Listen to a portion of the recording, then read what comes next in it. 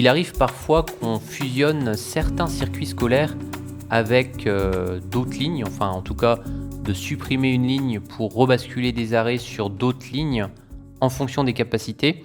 Et j'aimerais dans ce podcast te citer un exemple d'un travail qu'on est en train de mener en ce moment et qui est lié aussi à la prochaine rentrée scolaire, à savoir 2023-2024, puisqu'on est en train de mettre à jour tous les fiches transport pour que lors des inscriptions, les familles puissent avoir des horaires cohérents par rapport à ce qui va se passer à partir de septembre. Donc dans ce podcast, je vais te citer l'exemple de la ligne 2213. C'est la ligne qui part de Penwatt et qui va jusqu'au collège, aux deux collèges de Plabennec, à savoir Nelson Mandela et Saint-Joseph. Et dans ce cas, aujourd'hui, cette année, ils sont que 15, et l'année d'avant, ils n'étaient pas très nombreux également. Et on s'est dit que ça serait une bonne idée de retirer, si tu veux, cette ligne et de réutiliser les arrêts qui existent et les redistribuer, si tu veux, à d'autres lignes qui sont sur un secteur géographique proche. Alors dans ce podcast, je vais justement te citer l'exemple de cette ligne et t'expliquer un peu comment on fonctionne quand il y a des évolutions, notamment sur des suppressions. Enfin là, ça va être surtout des fusions de lignes entre elles quand les capacités le permettent.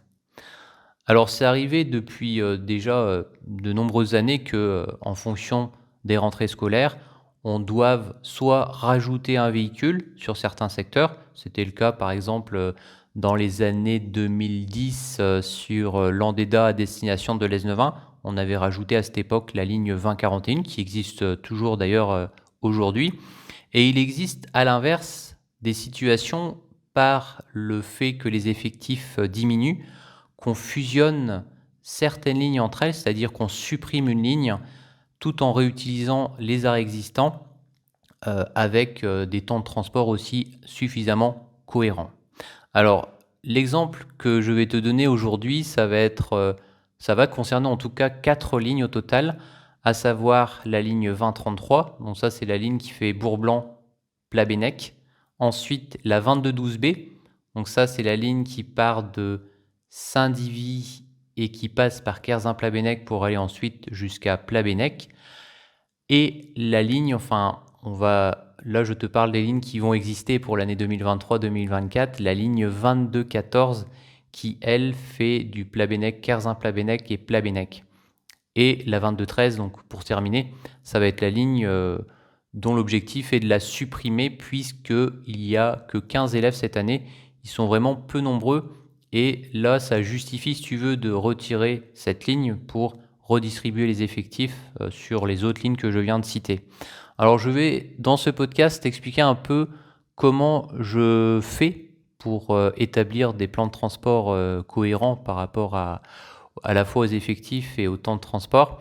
Alors il y a en tout cas pour cet exemple 2 grandes étapes, à savoir que la proposition dans le cas de cette ligne est faite par l'autorité organisatrice, à savoir la région Bretagne.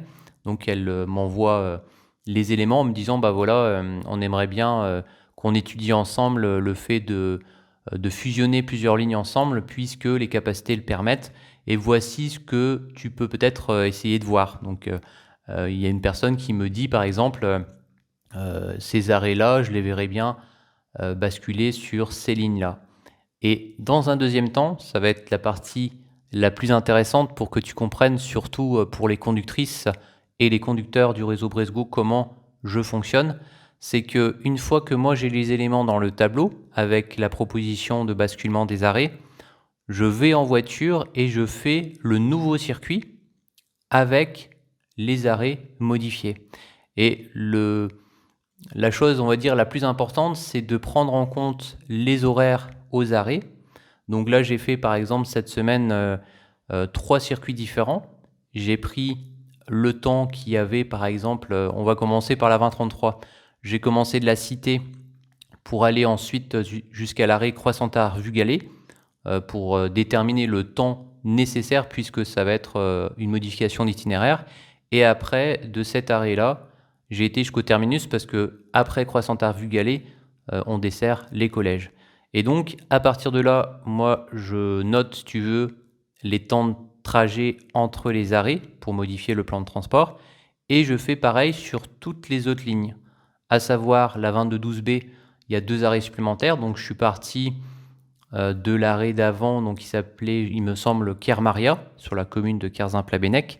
Ensuite, j'ai fait la boucle avec, il me semble que c'était Kergarantez, si tu connais, sur la commune de Kerzin-Plabennec. Et après, j'ai fait la boucle pour rejoindre l'échangeur. Donc pareil, arrêt supplémentaire qui sera rajouté à cette ligne pour continuer le parcours par Kerzin-Plabennec-Bourg et ainsi de suite pour aller ensuite jusqu'au collège. Et enfin, dernière ligne impactée, la 2214. Alors celle-ci, c'est un peu différent parce qu'on lui a retiré des arrêts pour basculer sur la 2212B puisque l'idée c'était aussi d'équilibrer les effectifs. Donc on a diminué le trajet en supprimant une boucle dans le centre-ville de Kerzin-Plabennec. Et en contrepartie, on a fait une boucle supplémentaire sur la commune de Plabennec, on va dire à la frontière avec Gouinou, en rajoutant l'arrêt du Crâne et en passant ensuite par la rue de Penouat ou l'arrêt Pont-Ami qui est utilisé aussi sur le réseau Bibus. Et quand, pareil, j'ai fait cette ligne-là, je me suis fixé, si tu veux, aux arrêts précédents. Donc là, par exemple, le départ de Plabennec-Kerline, d'aller ensuite jusqu'au Crâne, de déterminer les temps entre les 2 arrêts pour faire la fiche transport, et ensuite de faire la boucle pour aller jusqu'à l'arrêt rue de Penouat. Et après, par contre, de rue de Penouat jusqu'à l'arrêt suivant, pareil, j'ai pointé les horaires pour mettre à jour l'ensemble du plan de transport.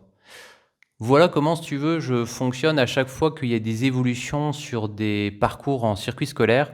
Je pense que, en tout cas, c'est essentiel de prendre une voiture, d'aller sur place, de calculer les temps en situation réelle et d'ajouter aussi une petite marge, puisque quand habituellement je fais ces essais, c'est en dehors des heures d'affluence d'une part, et d'autre part, c'est important de le prendre en compte aussi, c'est que moi je fais pas les arrêts, c'est-à-dire que je prends pas en compte le fait que je m'arrête, que les élèves montent ou descendent du car, et qu'après je continue mon parcours. Donc il y a aussi cette petite marge qu'il faut rajouter.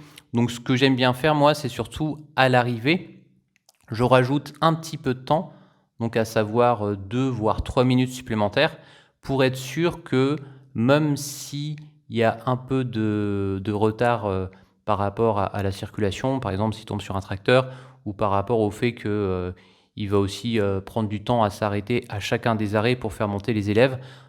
Tout ce temps, si tu veux, je prends en compte à chaque fois à la fin. Et pourquoi à la fin ? Tout simplement pour éviter que si je calcule les horaires de façon trop large entre les arrêts, le risque, si tu veux, c'est que si on arrive trop tôt et qu'on n'attend pas, c'est que les élèves loupent leur car parce qu'il est passé peut-être 1 minute trop tôt. Donc l'idée, c'est vraiment de laisser à chaque fois des temps minimum entre les arrêts et par contre à l'arrivée de mettre de la marge pour que le circuit soit cohérent sur le temps de transport global. Et une petite info aussi qui peut t'intéresser, c'est que de façon générale, on estime que les temps de transport maximum pour un service scolaire doit être de 45 minutes et on essaye aussi de prendre en compte ça, cette contrainte, en tout cas pour des nouveaux plans de transport, quand il y a des évolutions de plans de transport, quand par exemple il y a une création d'arrêt, quand on fusionne des lignes comme c'est le cas ici, on essaye de vérifier aussi si le temps global n'est pas trop important pour ne pas pénaliser surtout les élèves qui sont en bout de ligne. C'était la fin, enfin c'est la fin en tout cas de ce podcast. Je pensais que c'était intéressant de parler aussi de transport scolaire et notamment comment on procède quand il y a des fusions de lignes. Et c'est le cas ici et ça va sûrement, je pense, être validé pour la rentrée prochaine. Et puis nous, on se retrouve demain. Ça va être une prochaine vidéo ou un prochain podcast ou sinon on se retrouve dimanche prochain avec un nouveau reportage sur le réseau Bibus à 17h. Allez, Kenavo!